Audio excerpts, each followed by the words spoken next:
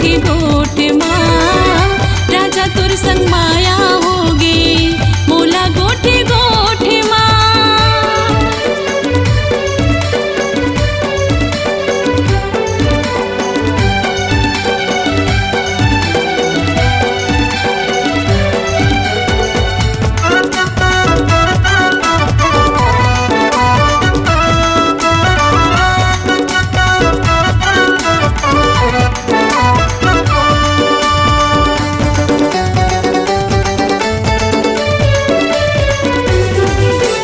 माया मातया जे माले जिंदगी भर साथ निभाऊं कहूँ धोखा देवे मोला जीते जियत मर जाऊं।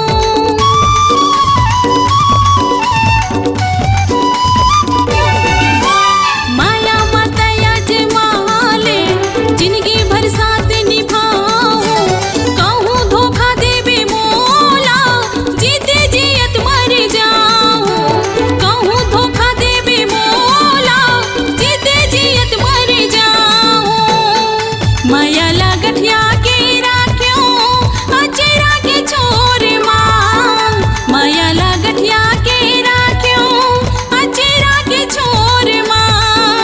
राजा तुर संग माया होगे मोला गोठे गोठ माँ। राजा तुर संग माया होगे मोला गोठे गोठ माँ। हृदय की बात आगे मोरे होठे होठ माँ।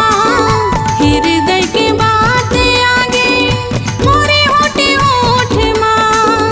राजा तुर संग माया होगे मोला गोठे गोठ माँ। राजा तुर संग माया होगे मोला गोठे गोठ माँ।